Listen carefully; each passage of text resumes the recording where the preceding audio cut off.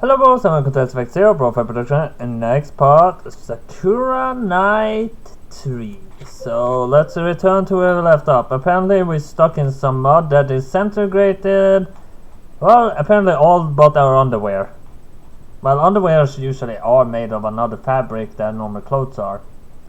I mean, I know I have silken shirts, but my underwear is made of a whole other material that even I know for a fact that material is strangely so, but I don't know really. But flashing of sexy picture. I didn't know I could scroll back from pictures. The pictures usually lock it, so I can't scroll back further. But let's keep reading. I'm covered all the way up to my tights in mud. The mud clings to me like second skin. It oozes over my legs and pulls between my tights. Felicia's the only one that isn't caught up in the mud. Hope we have a spare clothes somewhere. It's gross and sticky, and it smells kind of bad too. As if it wasn't bad enough, this mud seems to have some magical properties. The moment I tripped and fell in, my clothes were melted from my body. Now I'm all exposed. The warmth of the sun beats against the nape of my neck. The mud that robes me feels uncomfortably hot. I'm getting mud in my fur and my hair too. My adorable tail is all dirty. Who's going to take responsibility for this? Feels strange. Trying to move, can't move. The mud's stuck tight. I try to pull myself out of the mire, but Rune's quite right. The mud sticks fast and I can't budge an inch. Oh, this is just wonderful. Forget the feeling, Saga. We can't even climb out of this puddle. Might as well with tears. I'm sorry, Todd. I'm sorry, Rune. It's all my fault. I wasn't looking where I was going and tripped and pitched forwards with a cry of surprise, but before I could hit the ground, I grabbed Rune's wrist, hoping for support. Rune grabbed Todd, and Todd, having nobody to cling to, toppled backwards. Now all the three of us are in quite a compromising position. Felicia is the only one who wasn't able to avoid this miserable fate. She watches us from the sidelines, her hands pressed against her cheeks, her face is flushed like the petals of a rose, and I swear she's wreathed in the sparkles.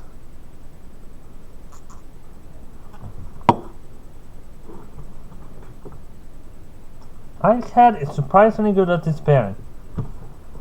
He was there a second ago, and he isn't there. Yeah, he is definitely despair.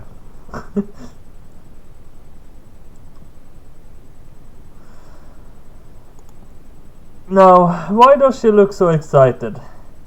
Felicia, I reached out to her directly, my arms dripping with mud. Could you help us out of here? I'm trying to move, but my mud's sticking to me. I won't let me go. Yes, I can see that. You're really quite a predicament. Three of you are awfully dirty. My. Oh, this is the other picture. Oh, I wish I could see that. Actually, hold on a moment. Let's save it there, just because I want to see how our face looks, but the buttons are in the way. So if we go over here and press. Oh yeah, that's definitely that face. And now we load it. I also wanted to see how her face actually looked. Priya watches us struggle, cupping the cheeks with her hands all the while. She looks so happy, I swear I can see stars flickering around her face. Why is she so into this? Felicia, please stop gawking and help us. I'm all dirty. I know you are. That's the best part. The three of you are looking so delectable. The mud is dripping off you just like chocolate.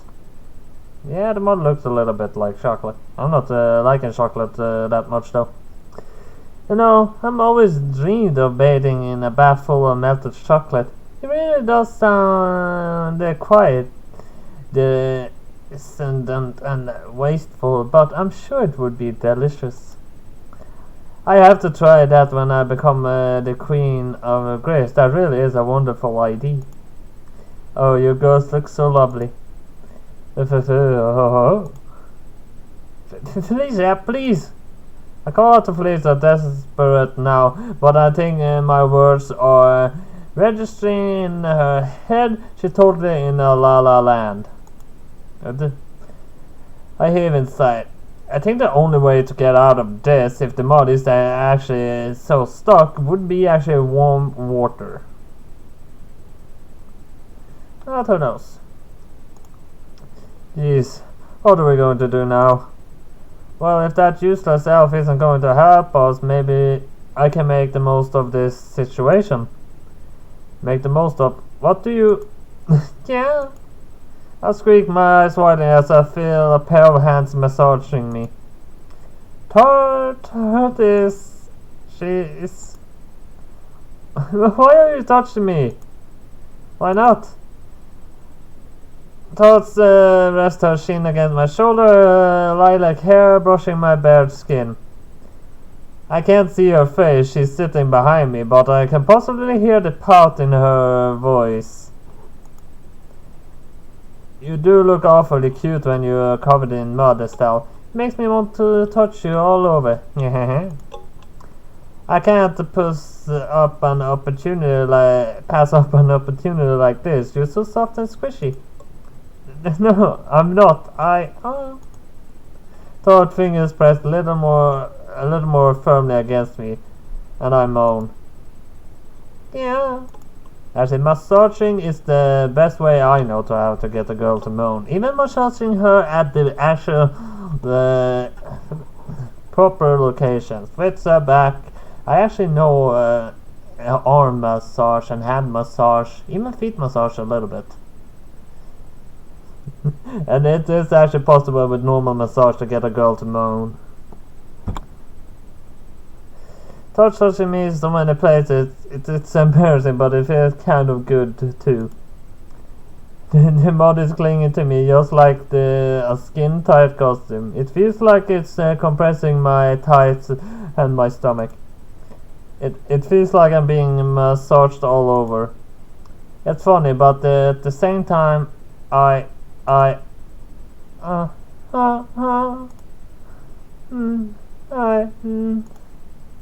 feel funny. This mud is funny. It's not ordinary mud. It all over me. Make me feel strange. Me too.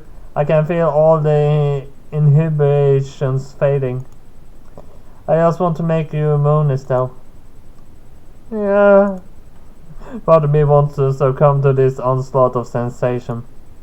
But another vastly more sensible part of me knows how foolish this would be.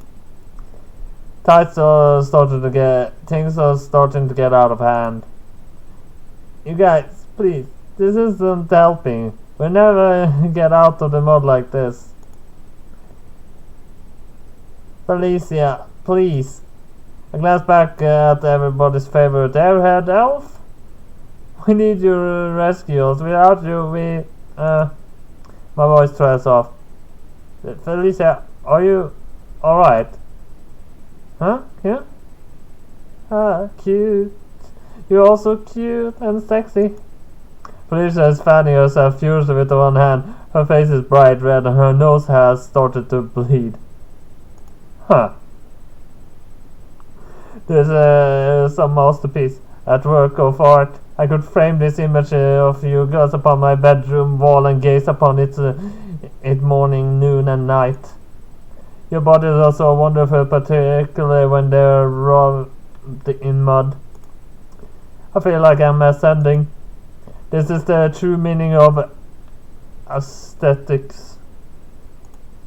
You're so beautiful. I feel lightheaded. Felicia, wait. I reach out to little avail. Felicia has already swooped upon the riverbank, her crumpled body completely unconscious. I sighed deeply. Well, this is just great. What are we supposed to do now?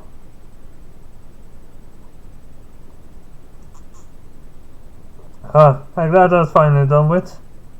I wiped the loss of the mud from my tight and sight. I was still in my undergarment. The mud melted the rest of my clothes clean off me, and I feel a little chilly. A cool gusty breeze blows. I shiver, wrapping my arms around my middle. You okay, SD? Rune sightless up to me, her brow cresting concern. Not cold? I am a little cold, yes.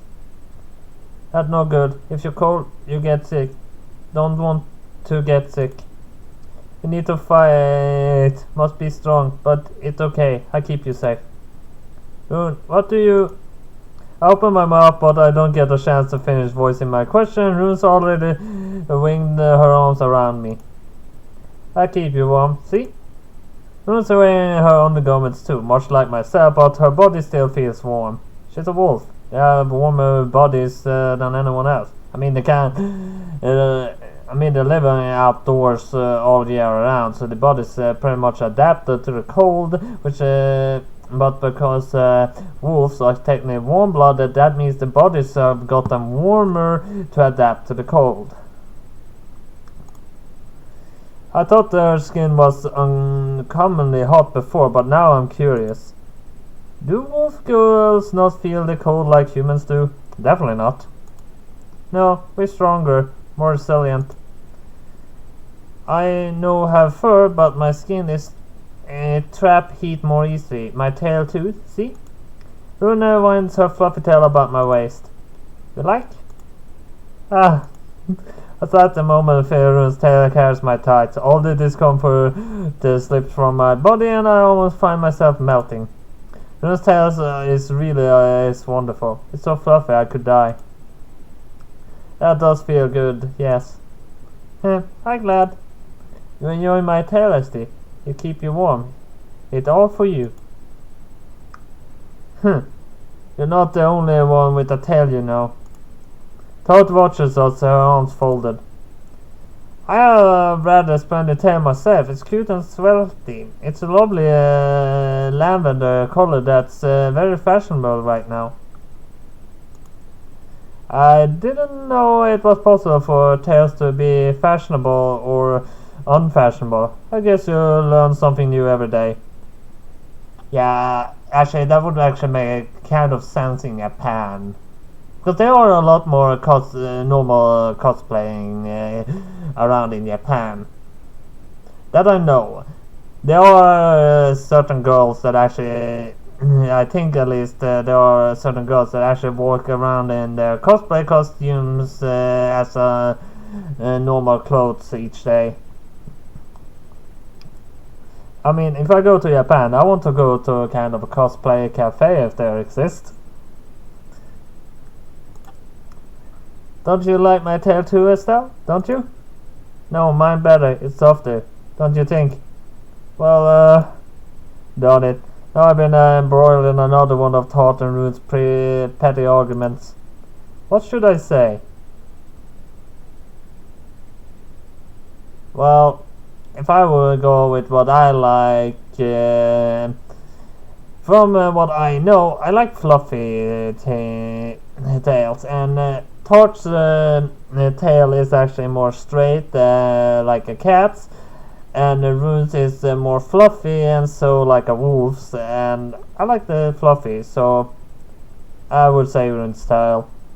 I could say both tails to spare the feelings, but I actually do like them more fluffy, and I don't want to be swept up by two tails at once, but because that would probably turn uncomfortable. I like both your tails, but I think I might like Rune's tail a bit more. It's so warm and fluffy. It's really thick. It's so it's fun to fluff it up too. Yeah, I knew it. Rune grins and her sharp teeth on display. She looks quite pleased with herself. Right her best, it really the best. Thought no compete. I win. Top of the cheeks. Never thought you would go for quantity over quality style. It's certainly true that Rune's tail is fluffier than mine, but my tail has a lot of good qualities too. It's sleek and it's for a nicer color. But let's put that aside for now. Todd looks at Rune and Rune is clinging to me, her tail wound about my waist like a furry belt.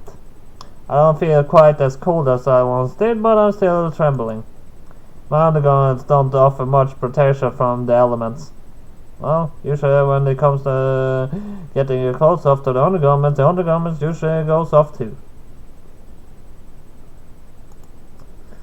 It's not even that cold and my skin's already prickling. I hate to think how chilly it'd be at night. You can't walk through the forest in nothing but our underclothes. Them wouldn't be very ladylike. What? Felicia's face falls. But I like looking at the three of you in your underclothes. It's quite a charming sight. You might like it, but I don't. Try putting yourself in my shoes. Would you want to walk around the woods wearing nothing but your bra and... My voice trails off. I cast my mind back to the time when Felicia took off her breastplate in the middle of the more crowded street, thus revealing her peachy skin to all the thunder. She courted a lot of curious eyes and salacious leers, but she didn't seem to care or even to notice. Forget it. Of all the people in the world, you're the last to worry about covering up. I admit I fail to see the problem with a bit of nudity. Our bodies are natural, we shouldn't be ashamed of them. Why should we bind our flesh in clothes though? Yeah, that's actually what I think. I mean, if I could choose actually a clothing rule for public, I would say you don't need to wear anything if you don't like to. You can wear something you cannot, there's nothing wrong with it. It's only our bodies. I mean, it's our bodies are natural in all the manner. I mean, it was better in the older days when clothing up wasn't even a problem. But that was way back when humans wasn't nothing else but hunters and gatherers.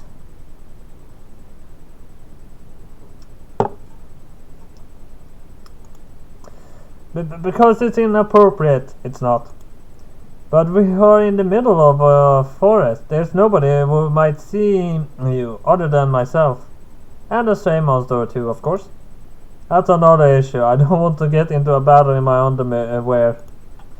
I know my armor doesn't cover all that much, but at least it's better than this. If we get attacked, I have no way to protect myself. Plus, if I'd be worried about certain things bouncing around when they shouldn't, and maybe coming free. Ah yes, that does sound splendid. I would love to see you Yickle, Estelle. That would make me very happy. You're awfully cute even in your armor, but you're even cuter without it. If you were to become even more exposed, I wouldn't be able to stop staring. Then you get yourself killed all because you're too busy gawking to pay attention. Plus it's cold. I don't want to catch hypothermia at night. Did you stop to think about that? Oh my. Please, expression falls. I suppose that would be an issue, yes. You might be cute in your shy, grumpy, half-naked state, but you would be far less if you were a corpse. I suppose I shall let you wear some clothes then. Yes, thanks. I didn't realize I had to ask for your permission. But what shall we do about that? Your old garments were melted away by that mud, and though I'm a competent steward, of course she is, Felicia can do anything, I haven't means to craft new clothes for you. Short of wearing leaves, I fail to see what you can do. Yaha, you're underestimating me. I'm a magical cat witch, remember? My magic can do almost anything. Anything? Yes, anything. Then can you make a coax page the size of a house? I'd love to see something like that. Well, a single drop of sweat trickle from Tart cheek. I could probably do that, yes, but it would be a difficult spell. It costs a lot of energy, and I have more important matters to attend to right now. Feast your eyes. Tart clicks her fingers the moment the light envelops my body. It feels very comforting, like a tender embrace. When the light fades, I see that I'm attired in the same clothes I always wear. It's almost a perfect replica of my favorite outfit, from my greaves to my corseted shirt. Rune's clothes too have returned, and so have Tart's. Now we look exactly as we did before we fell foul of that strange mud puddle. Wow! I looked down at myself, turning this way and that, to better drink in every detail of my new, though perhaps old would be more accurate, ensemble. I didn't know you could do that with your magic, Tart. Yeah, it's convenient, isn't it?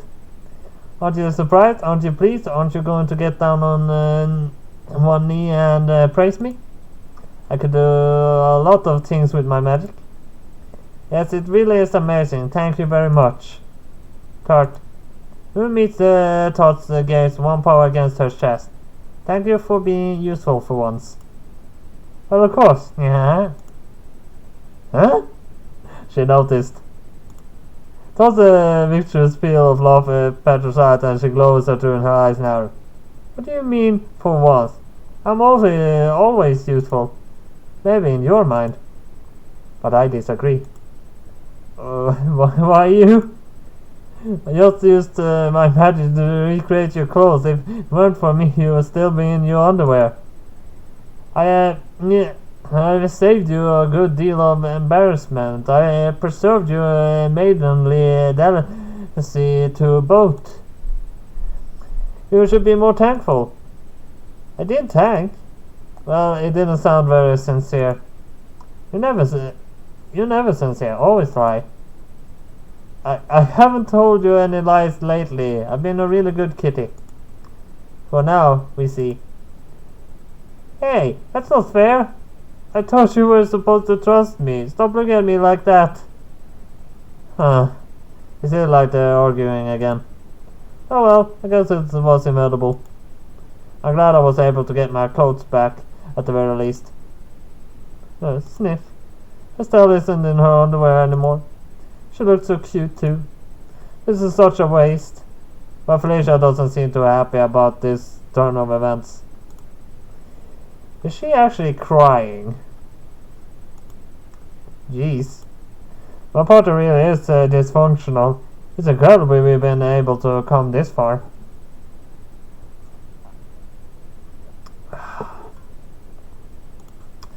Will we be able to defeat Saga? I started to have second thoughts. With the mud incident behind me and my clothes back to proper working order, I resume my travels through the forest with my party. Felicia continues to pout all the while about our clothes. She seems to think we should wear less, but I pay her little heed. I'm so used to Felicia's talking, I gotten pretty good at ignoring her. Eventually the sun begins to set below the horizon, the wind picks up and the air gets colder. Tall choppy grass brushes against my ankles and the leaves adorn the trees, rustle and whisper among themselves. When I tip my head I can see the night sky through silvers in the leaves. The sky is pitch black, studded there, here and there with distant stars smaller than pinheads. I shiver. Maybe you should set up camp for now. I quite agree, it would be reckless to venture any further given how dark it is. I would hate for any of us to stumble over a stray tree root and potentially twist or sprain something. Fisher might be a strange person, and that is understandable, but she's not stupid. Her phobos now standing, I think she's actually quite intelligent. I'm glad she agreed to my decision so readily. Runa thought have no objection, so that four of us searched for a place to make camp for the night. We find a clearing that relatively sparse of trees, and Thought uses her magic to set up a tent. Runa catches some fish in a nearby river using nothing but her bare hands. With Felicia and I search for firewood. Thought lights the campfire with a few magical sparks, and Runa roasts our freshly caught supper all over the flames. We eat together beneath the stray sky in a commendable silence. There's a bit of a breeze, but it's not so very unbearable now. I actually have some clothes to cover me. The whispers of the trees is actually kind of comforting. I never spent a full night in the forest before. I thought it might be frightening, what with the rustling undergrowth and the long creeping shadows. But when I'm with my companions, it doesn't seem so very eerie. It feels a little like we're on some sort of trip, and I suppose in a way we are. There's a chance we could get attacked by monsters. We haven't ventured pretty far into the forest, but I haven't seen any heard anything suspicious just yet. Maybe we emerge from this unscathed. I sure hope so. Yeah, nothing better than freshly caught fish. Thor tears a fish with her teeth. Her incursions glint in the moonlight like scissors. It might taste better with a bit of salt though. And I wish I could have it with milk. I didn't know you liked milk so much. You always knock back beer when we go to the tavern. Well, duh. I gotta drink beer when you go to the tavern. That's like the rule. I'm pretty partial to milk though. It's actually my beverage of choice. Look at Todd's lilac ears. They twitch cutely as she digs her teeth into her fish. Actually, nowadays it's actually or alcohol beverages that actually is having milk in them. I drank one. Was pretty good. Tasted like a milkshake, nearly.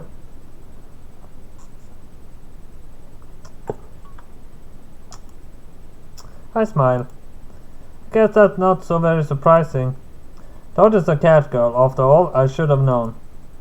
When one thinks of cats, milk and fish, there are first things that come to mind. I wonder if she likes to eat tiny birds too, like pigeons. Maybe it'd be rude to ask. I'm not being prejudiced, am I? I like fish. It's good. Rune's already finished one skewered fish, and she's starting on her second. A few bits of fish stuck to her lip, which she doesn't bother to brush away. I guess she's too focused on eating. We haven't walked a lot today. I didn't realize just how tired I was until I sat down, or how hungry either. I like meat too. Rabbit is good, but it has lots of small bones, maybe like deer does most. You're both such carnivores. Here's a girl's in dignified manner. I'm impressed that she can look so graceful and serene despite nibbling at a shard fish skewered on a stick. Her cheeks is quite clean, unlike Rune's, and she is eating with a remarkable amount of restraint. Is this the result of her many years spent in royal palace learning etiquette? Fisher's table manners are impeccable, even when she is sitting on a tree stump. Now, why can't she eat Coke's buns with the same amount of decorum? I do not dislike meat, but I'm more partial to vegetables. We else live on plant-based diets for the most part. Actually, if I would eat any kind of food entirely for a year that ain't any meat, it would be salad and fruit salad. That's the two things I would eat. And I don't like salad leaves. I think you mentioned that once before. What sort of food did you usually eat in Greece? Root vegetables mostly, and fruits, nuts, seeds, anything that we can grow with our own two hands. Huh? So you never get to eat fish? What about there? It's frowned upon. Elves are supposed to be as one with nature. Killing harmless animals for the sake of food is considered taboo. Though there are exceptions. Felicia takes another proper bite of her stewed fish. I must say I did not know fish was so delicious. It's quite eye-opening. Imagine not having eaten fish before. What a sad life you must have led. I'm sorry for your loss. Don't need to sympathize with me. I had very lavish upbringing. By all accounts, I was born in a palace, you know, and I had the cooks to make me any number of fine dishes. Can't be that fine. There's no meat. It wasn't necessary. Our cook can make hundreds of interesting dishes using squash alone. The color and the flavors are to die for. I'm partially fond of squashed risotto. Asparagus is another one of my favorite foods. It makes such a nice satisfying snap when you bite into it. Asparagus? Pulls a face. I know, like, it's green, taste of wood. And it makes your breath stink. It really could. I really couldn't live on a diet like yours, Felicia. I'm a completely carnivore. I pledge my life, no, my very soul to meat. Meat is my god. Meat is civilization. And considering my whole upbringing has evolved a lot around meat, I can't not actually shoot away from it either. If I had actually started to try to be a vegetarian when I was younger, I could probably have done it then. But so today, it's no way. Yeah, I'm glad you understand me on this matter. Seems you are a fellow animal girl of culture. I understand. I agree with Tart. Her personality rotten. Hey! But when food is involved, she's have good taste. Banzai. Who gives Tart a thumbs up? I'm glad they managed to form some sort of truce. I guess the two carnivore girls have something in common after all. You're both welcome to your own opinions. I'm not so boorish that I would try to change your mind. I understand that we all come from different cultures and we all have our own customs. That is the beauty of the world. Yeah, we actually are, none of us are of the same species. Felicia is an elf, I'm human. Harun is wolf girl and Tort is cat girl. So, yeah. During my travels I have seen a good many settlements and I have spoken with many people of many races. Why all four of us belong to different species, yet we are all getting along swimmingly. I think that is wonderful. Felicia smiles, her face illuminated by the burning fire. She takes another few dainty bites of her fish, taking care not to swallow any bones. I can't help but smile as I watch her. Felicia's right. We all are from different backgrounds and we all have our own preferences. But despite that, we have been able to come together and work as a team. It might sound sappy, but I think that's a special thing. Now that things have quieted down a bit, maybe I should take this opportunity to ask Felicia a bit more about her past. I must admit, I'm interested. Say, Felicia, what was your childhood like? I bet it must have been different to mine, given you lived in a palace. Isn't it hard being as a princess? Your parents must expect a lot from you. My. Felicia sits up a bit straighter and her eyes large and alert. You wish to know more about me, my dear self? That makes me very happy. I would be only too willing to comply. If it's for your sake, I can tell you anything you wish to know about me. From the date of my Asper's birth to my fetishes to the tree sizes. Okay. Huh? Wait, what? I didn't ask about any of that stuff. Maybe not, but I know you have wondered it. I can see it in your eye. They are shining incessantly, just like the stars that adorn the night sky. No, if my eyes are shiny, that's because the campfire... But Felicia isn't listening to me. She's already started to recount one of her many sprawling tales. As for my birth, let me see. I was born on a midsummer eve, a good 50 years prior. I was the first child of my parents, the newly crowned the king and queen, and my birth was celebrated all across Greece. People held parties in my honor, and even now, the day my birth is celebrated a national holiday among us elves. That's very nice and all, but part of Felicia's story sounds a little weird. Did you just say 50? Yes, indeed, though it makes me blush to say it. As you see, I have longer lifespans than humans do. It's not uncommon for us to live for 200 or even 300 years. Actually, as far as I know, elves can live for at least 3,000 years. That's the oldest elves I ever heard. And I believe actually their top lifespan would be around 5,000. Because even though I saw an elf that was 3,000 years old, he didn't look very old. He looked to be in his around his mid-life, maybe a little after. So I would guess 5,000 years is around how old elves actually can be. I was born 50 years prior, but by elven terms I'm still a young adult. To you humans, though, I'm supposed to be seen quite advanced in my years. I hope that's not a problem. You do not see me as an old woman, do you? No, I guess not. Felicia is a bit older than I thought. Is she really 50? But she doesn't look it. She appears youthful, with her smooth skin and her long silky hair.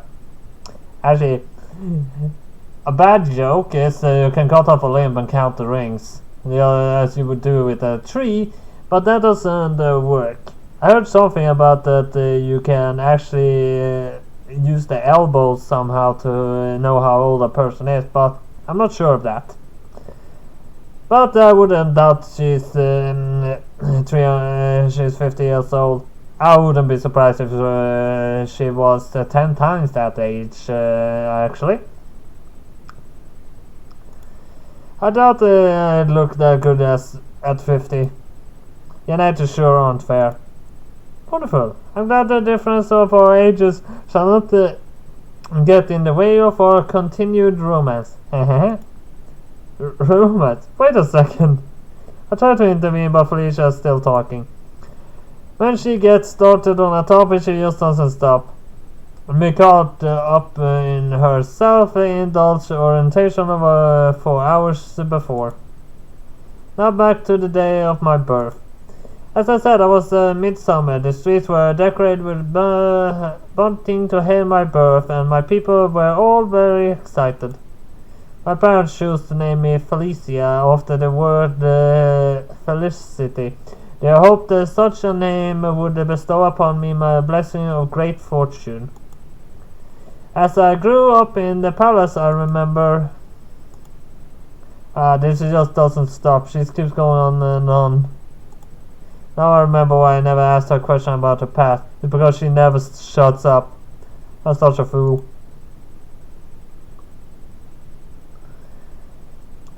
It takes Felicia 2 hours, 24 minutes and 33 seconds precisely to finish the lengthy story of her childhood. I know because I kept count. Rune falls asleep halfway through the spiel, her head resting against Torch's shoulder. Torch herself looks similarly tired, her eyes glazed upon over my boredom, her eyelashes dropping. I'm feeling distinctly exhausted myself. My feet are aching after all the walking, and now my ears are aching thanks to Felicia's chronic inability to shut up. I never met a person who can talk about themselves for such a long time. It's kind of impressive and a little scary. During those 2 hours, 24 minutes and 33 seconds, she didn't even pause for breath, nor to take a sip of water. Doesn't her throat ever get sore? Okay, I just thought something to say to that, but I won't say it. YouTube could actually get on my try to get a chop off my head again for that. Maybe that's another perk of being enough. Alongside a long lifespan and dazzling good looks, is there any monsters in our immediate vicinity to keep themselves to themselves? Perhaps like Rune, they all been put to sleep by Felicia's narrative. When she eventually concludes her story, she looks about the camp with a confused expression upon her face. Oh my, what's this? You seem to be having trouble keeping your head up, Tart and Rune. It's quite fallen asleep. Are you that tired? I wasn't until you started talking. I suppose my voice is quite soothing, yes. I heard it called soporific before. I must inevitably have lulled you to sleep with my angelic cadences. I do apologize. Sure, let's go with that. Thought John, she pressed her hand to her mouth, her tears bead in her eyes. This moment, just as Rune, she lifts her head from Todd's shoulder and blinking, wiping sleep from her eyes with her paddle paws. What is it? Is Faust still talking? I think she might have stopped for now. Oh, thank goodness.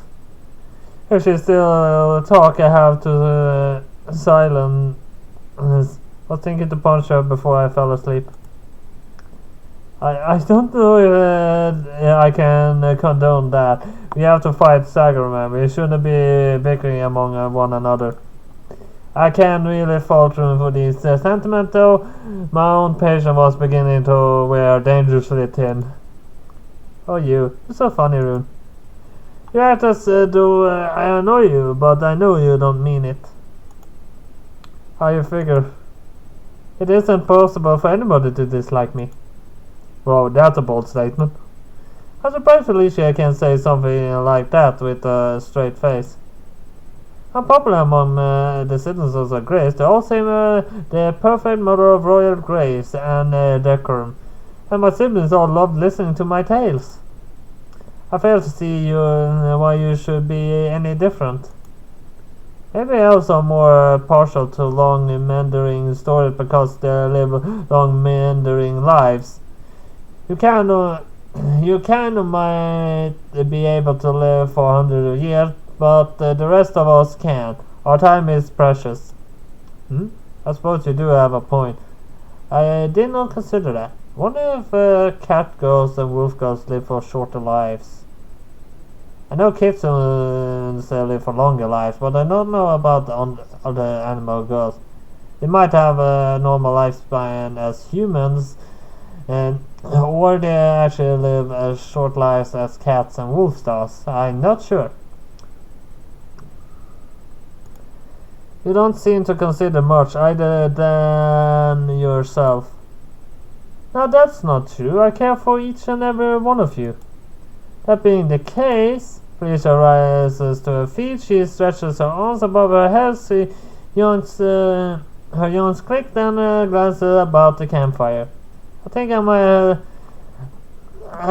think before I take my leave for the night, I should engage in a bit of training. We did not run into any monsters today, and I haven't had the chance to practice my swordsmanship. I do not want my skills with the blade to get rusty. That could spell disaster should Saga prove to be a worthy adversary. But it's so late. Are you sure you don't want to go to bed? Sleep is for the weak. As the future Queen of Greece, it's my duty to protect my people and my friends too. I cannot afford to skip a single day of training, no matter how advanced the hour. Would any of you care to join me? Rita looks at Rune and Thor, but they shake their heads. Not on your life. As a bone fight, great cutie, I need my beauty sleep. I won't let Saga or whatever her name is come between me and my eternal pursuit for smooth, youthful skin. I decline also. Sleep important before a big hunt. I'll find a fight tomorrow. We must rest. Now that Rune mentioned it, I guess she's right. We made pretty good progress today. If Alex's map is to be believed, we should arrive at Saga's lair tomorrow. Then we have to face her down and her army of fierce monsters. That, though, is more than a little worrying. I'm sure if I'm up to the task. Actually, that's very good to have a powerful mage with. Because if an army stands before you and you don't have enough to actually defeat the army, a mage could just show any kind of attack that would actually take out the most things before you or so, and it would not be too worrying. Anything from chain lightning or anything like that. I'm not sure if I'm up to the task. Will I really be able to best her? Since I'm the one who got us into this mess, maybe I have the obligation to train with Felicia. She's looking at me pretty expectantly.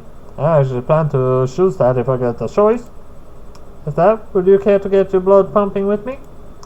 I can show you a few moves or two that might help lessen your anxiety. You can tell that I'm anxious. Please, you're always anxious. Todd snores and my face turns pink. I can, yes. You tend to worry a lot. Physical exertion might be able to help you. Your sleep will be much deeper because of it. And I promise I won't harm you. What do you think? Well, I ponder. Playing with Felicia might be a good idea, but it's very late. I'm afraid if I push myself too hard, I'll be exhausted by come tomorrow morn. What should I do?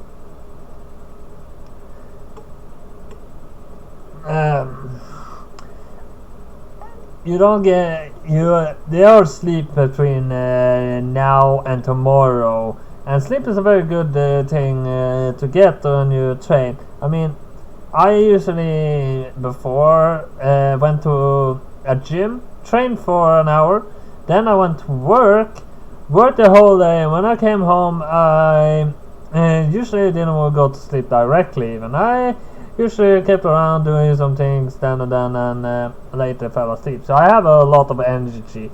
I actually have a very strange when it comes to stamina and such. I sleep for longer. That's is one thing, and I also eat more, which doesn't make sense. I'm not fat for any matter, but the energy I save up from eating and sleeping so much is actually stored up so I can use it later. When I have something that is extra much tiring, I usually can use the energy I've stored up from all those months of saving up energy. And that actually is true, because I use more energy than I can understand how I have, so I don't know how my body managed to save up that energy, but it happens. But I'm gonna train with Felicia. I think that's the best choice. After a bit of thought, I decided to train in the forest with Felicia. She leads me away from the makeshift campsite, trees close around us, all in sight, and I can hear that faint hum of insects in the overgrowth. I spent so much time in the combined company of all my party members, I can't remember the last time I had a chance to speak one-on-one with Felicia like this. She might be thinking the same thing, because she smiles fondly. This is rather nostalgic, isn't it? It makes me think of when we first met.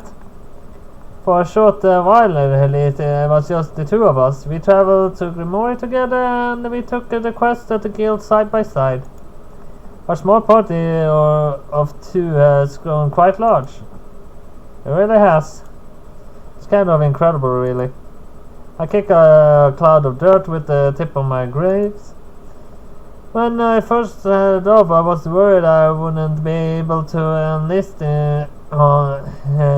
one party member, let alone 3.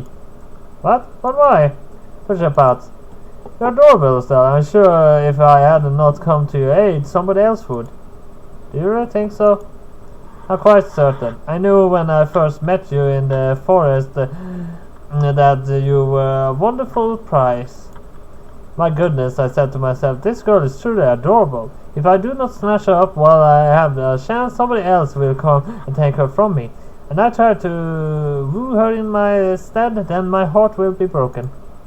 I don't know about that. I'm pretty awkward in case you haven't noticed. I find it hard talking to people. I've never really had many friends, to be honest.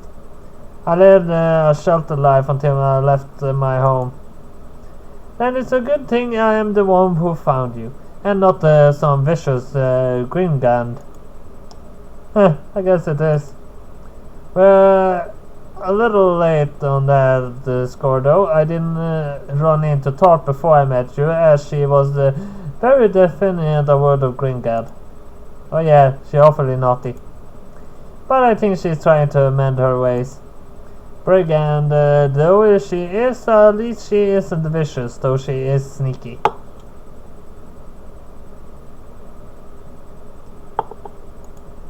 I'm glad I was able to rescue you. I'm glad too. I don't know if I was appreciated enough at the time. I was pretty embarrassing, but I scuffed the dirt again. My gaze drops down shyly to my own feet. Thank you, Felicia. You helped me a lot. It's no problem.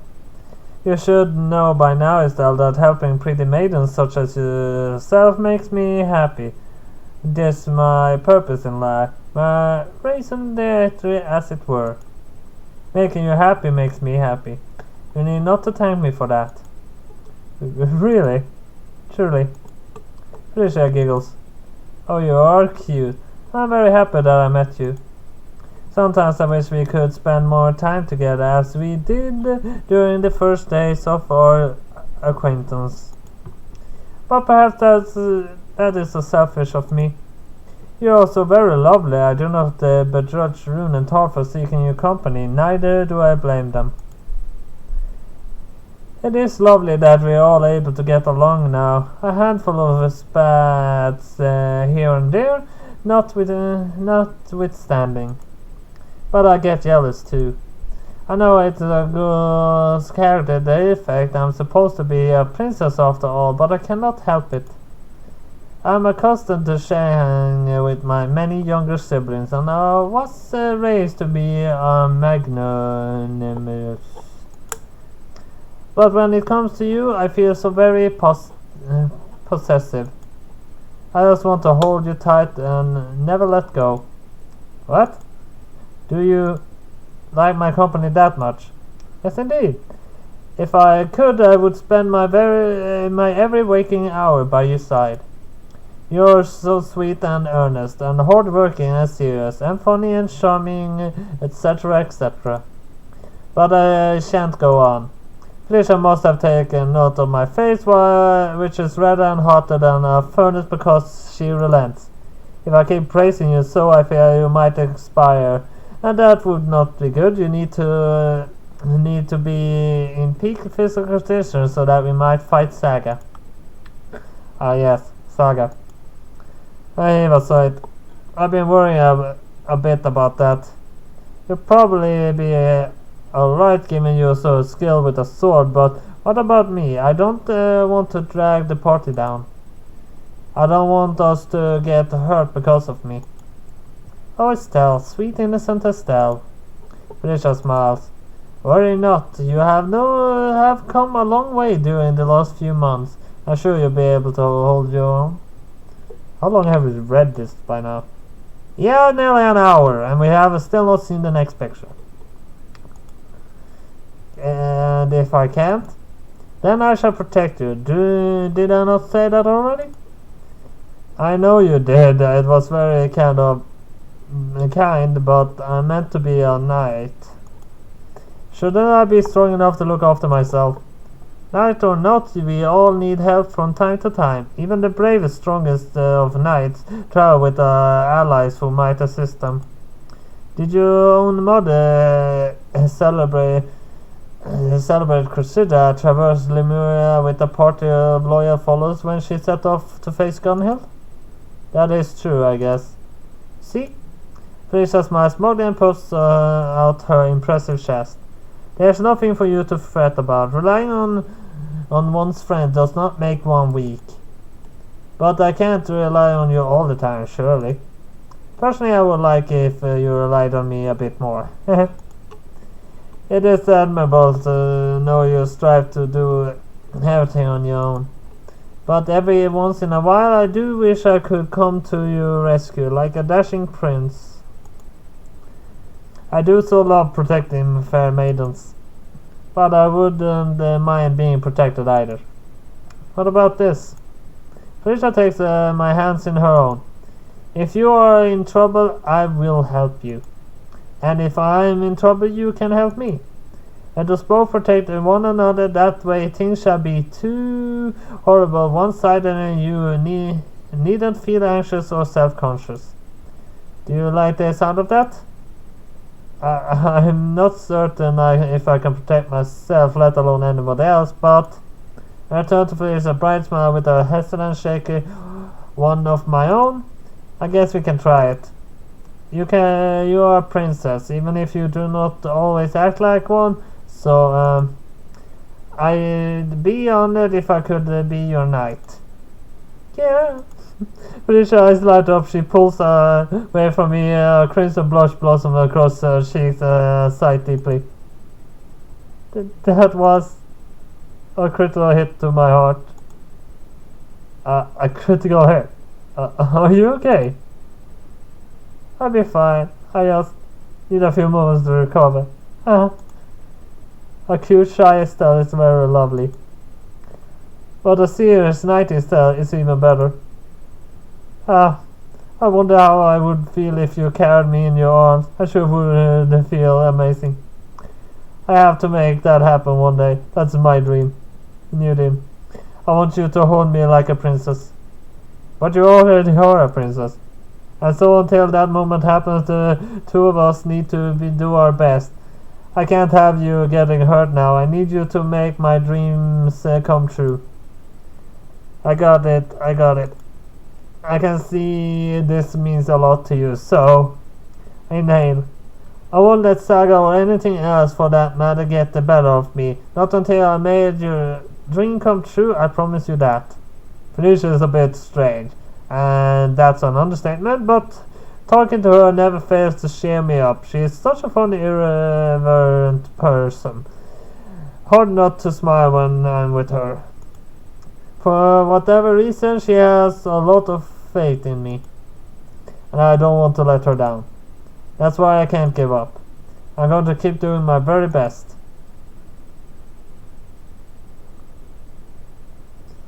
The following day arrives without any further incident, and my party and I set off on our journey once more. During our travels we run into a handful of monsters, but we are able to dispatch with them with little incident. After a grueling 7 or 8 hours, give or take, we finally arrive at our destination. Oh, that's dark. The trees are beginning to wither, the grass turns grey and dusty like charcoal, and an acid tang hangs in the air. We have reached the following glade. Saga's Lane must be around here somewhere. I think I see it. I can see the mouth of a rocky cave not too far away. The walls lined with moss and lynches. The entrance is incredible dark, and it yawns open like the gate to around the world. This must be it. I think so too. Still, this is quite an unpleasant place, is it not?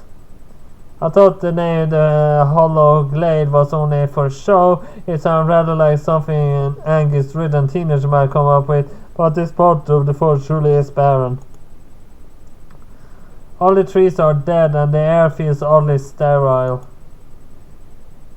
It's ruined, lifeless, must be the magic.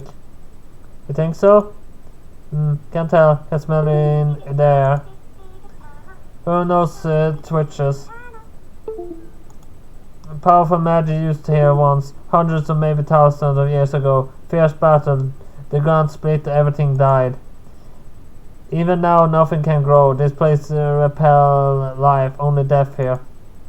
Only death here? A shudder runs down my spine as I repeat Rune's word. This isn't filling me with much confidence.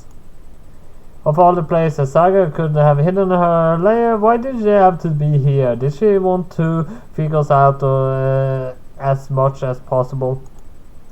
If that's the plan, it's certainly working. This place has some seriously bad tall tail twitches, her ears flatten against her scalp. Her five senses might not be as honed as Rune's are, but they're still stronger than that of normal humans. She must be able to smell the bitter aftertaste of evil magic in the air too. Well, I guess this Saga woman knows how to set a scene. It's perfect for a final boss battle. The final battle? You make it sound like we're about to die. That might be a possibility if we don't keep our wits about us, but don't worry, Estelle. If anything goes wrong, I'll protect you. You can expect nothing less from Tart the Magical Cat Witch. I just hope they aren't like some of the other games where you have a chance to actually completely fail and the game is over. I hate that. I mean, with Sakura Cupid, we did actually not get the best ending, but we were not far from it. But the ending was fine enough. And in Sakura MMO, we did first fail, and I had to do the whole game to get the ending I wanted. And we have saved pretty frequently, so we can always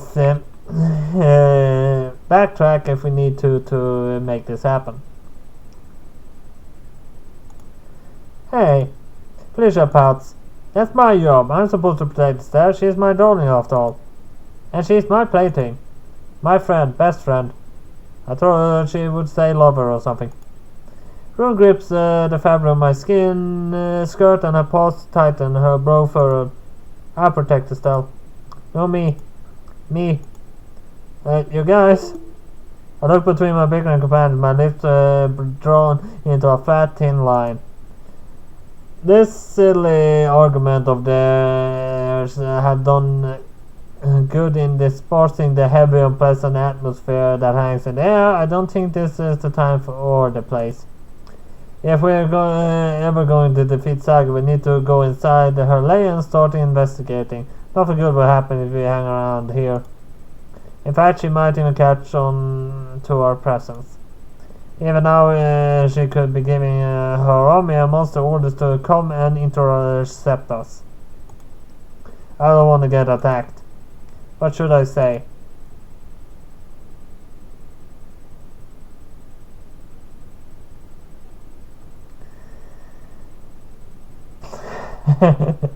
This is actually a good shot.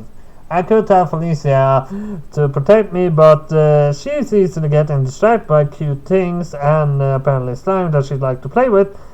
Tart is maybe a good witch, but I don't like her that much. I still don't trust her completely. Rune is a wolf, and wolves are always protective of their mate. That I know. I could probably protect myself, but actually here I would like to Rune to protect me, because I think we would need to fight in teams of 2 to make sure to win this. You guys, I don't really want you fighting over me, but If you're that determined to protect me, then I guess I'll let Rune handle things. What? But why? Aren't you interested in the service of Todd, the pretty magical cat, which as you're such a loyal customer, or I'll even give you a discount? So you're planning to charge me for your help? Now I'm even glad I didn't decide to confer the privilege of being my protector upon this unworthy shoulders. Money really is the only thing she cares about. You bad Todd. This why nobody trusts you. I will look after Esther. I keep her safe because I love you. No love, only like money. You're wicked, sinful woman. Sinful? I'm not. I'm just doing what must be done to make living in this world. Swindling and taking advantage? So what if I am? You got a problem with that? I have many problems, most about you. Why you? Oh, come on! Give me a real picture. This one we have seen too many times.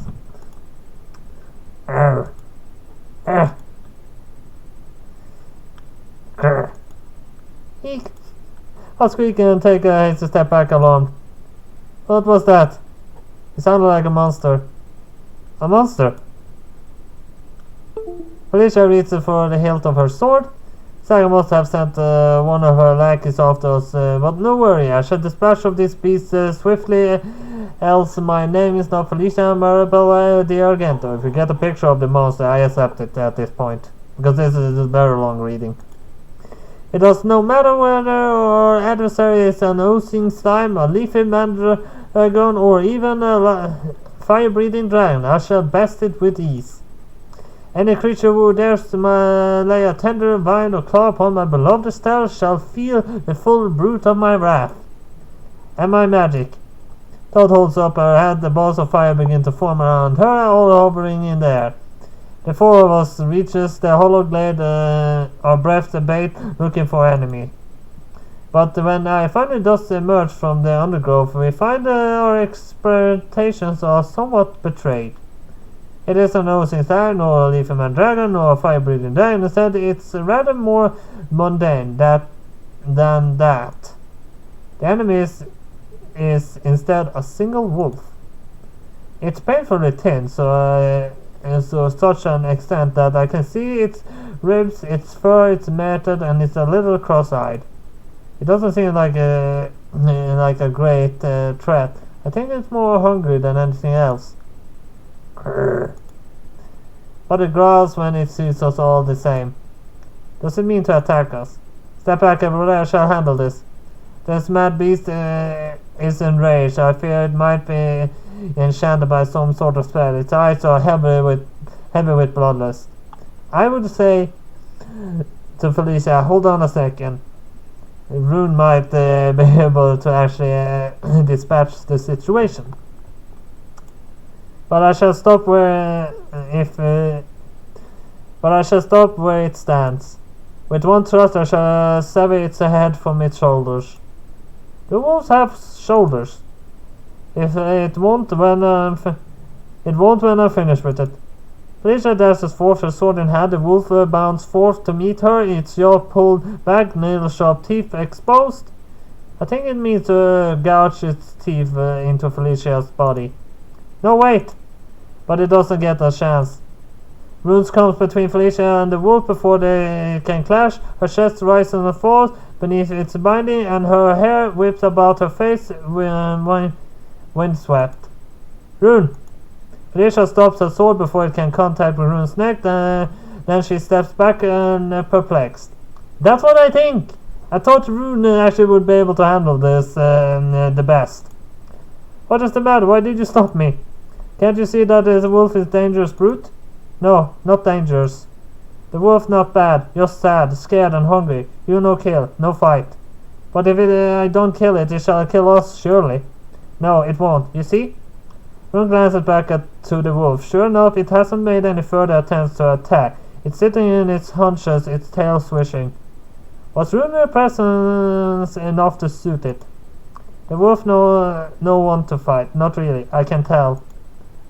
But isn't it guarding this cave? I thought it was one of Saga's minions. He guard, but does not want to. Does to get fed. But he kind at heart. Hurting people make him sad. And how do you know that? I just know. He told me. Can hear in his howling. Very sad. Rune looks back at the wolf, her blue eyes soft and gentle. You kind boy, really aren't you? Arf. You no want to hurt Fel? Grr. A little you want to hurt her. Well, I understand. She's annoying and talk too much. But she, my friend, kind of. Please no hurt. If you do, I'll be sad. Arf. The wolf hangs his head and Rune smiles. Thank you. You're good boy. Very good. And there finally is the picture. I need to go back to first page. That was a very too long reading. At least I slept well today, so I don't need to take a break after the second episode. I do today. But that was all I have for Sakura Night 3 this time. As well, see you next time. Bye-bye!